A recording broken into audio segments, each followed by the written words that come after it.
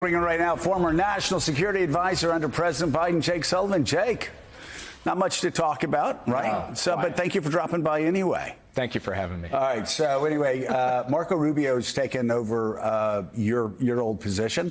I'm curious for either the Secretary of State or the next person that steps into that position. What advice would you pass along? Well, the first thing I would say is that I spent 4 years as National Security Advisor, and on not one of those days did I say, hey, I've got some spare time to be Secretary of State as well. Right. So I think trying to do both jobs at once, maybe that worked back in Kissinger's era 50 years ago, but we have a competitive world. By the way, Henry Kissinger was the only person who said it worked even 50 years ago. Yeah, exactly. But go ahead. So big emphasis on maybe it worked. Okay, yeah. But we have a very competitive world out there, and we need a full team on the field. So we need somebody in that National Security Advisor job, frankly, who has the trust of the president, right, but also who can step up and deal with this array of challenges. And, you know, I do feel a certain amount of sympathy for Mike Waltz, because one of the things about what's just happened, it shows being National Security Advisor is a tough job. It's a hot seat, and it's thankless in a lot of ways, and Mike Waltz has learned that the hard way. Yeah, you know, I talked to a lot of foreign leaders, a lot of diplomats over your 4 years when you're a National Security Advisor, and the conversation would always move to, you know, how's Jake Sullivan? What's it like to work with Jake Sullivan? What's it like to work with Secretary of State Blinken? What's it like to work? And I'd go down the list, and it's very interesting. They had very different, very positive views of what you did and what Tony Blinken did and what General Austin did. But as you're saying, they were completely different silos. You all worked together, but they knew to call you for specific things. They knew to call Tony for specific things. They knew to call the general for specific things.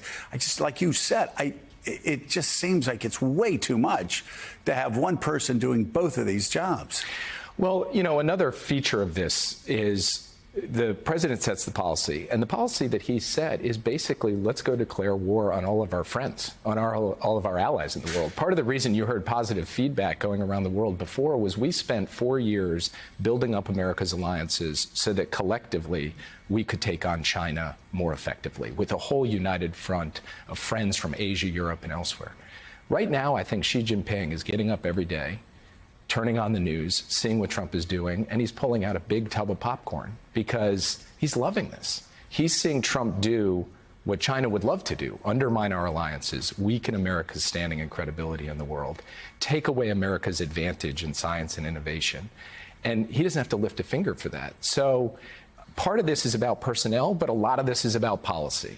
And the policy of the last 100 days, I think, has put the United States in quite a deep hole. So speaking to a few officials yesterday after the Waltz's departure and the idea that Secretary of State Rubio now has all these multiple jobs, the version I got was, well, actually, that doesn't matter that much, because in this administration, it's all about one man and one man only. There's no team. It's just President Trump, and that he's not empowered his aides, even his top cabinet officials, to do anything without him. I know that's not how it worked during your 4 years under President Biden. Obviously, he was heavily involved, but it was a process. That process is gone. Talk to us about what that means, that unpredictability, uncertainty, and chaos, how difficult it is for the rest of the world to manage. Well, let's just take the tariffs as an example. It's fine and right for the President of the United States to set the strategic direction. But if you don't have a team that actually can work through the details, you end up with the absolute chaos that we saw when they put out the tariff announcement and then had to walk it back in a bunch of ways. And the same thing could be replicated across a bunch of different features of U.S. foreign policy as we go forward if you don't have senior empowered people in the National Security Advisor job, Secretary of State, Secretary of Defense, and on down the line. The President of the United States cannot execute everything all the time in this complex world we live in. They should be setting the direction and then have a real team that can execute. So if they're going to keep going this way, we're going to see more chaos like we did with the tariff announcement. Jake, Willie has the next question. Jake, good morning. I want to ask you about Ukraine and Russia, something we've been talking about all morning and obviously for several years now that you handled front and center during the Biden administration. I'm curious what you make of the way this administration has handled things. In these negotiations they claim are ongoing, the way that we've treated our ally, thinking about that Oval Office meeting where the president and vice president dressed down President Zelensky of Ukraine. It does seem that the burden is being placed almost entirely in this case on our ally, on the victim of this invasion. So how do you see a path forward here? Well, first, Willie, you're totally right. President Trump approaches this issue with the completely false upside-down notion that it was Ukraine, not Russia, that was responsible for this war, and that it's Ukraine, not Putin, that's the obstacle to peace. That is completely backwards. And until President Trump recognizes that Vladimir Putin is the responsible party, the aggressor, the brutal dictator who rolled into a democratic state across his border, and that Vladimir Putin is the one who is standing in the way of a ceasefire right now that Ukraine has said it's willing to accept. Until President Trump recognizes that and puts real pressure on Putin, actually follows through on some of the threats he's begun to make, then we're going to have a very difficult time. We're either not going to get a deal or it's going to be a deal that is unfair to Ukraine and that will not lead to a just and durable peace. And finally, it's just 101 in negotiations that you do not give away concessions before the negotiations get started. And yet, this administration made multiple significant concessions, including a promise Ukraine can never be part of NATO, including that Russia can keep the territory it has. They've even conceded that the United States will recognize Crimea as part of Russia, something not even China has done. I think that's been a mistake that also has put the United States behind the eight ball when it comes to getting a good deal for Ukraine. Katty Hay. Jake, one of the most surprising things about the last 3 months is the degree to which the window has been opened for China to represent itself around the world as the reliable superpower.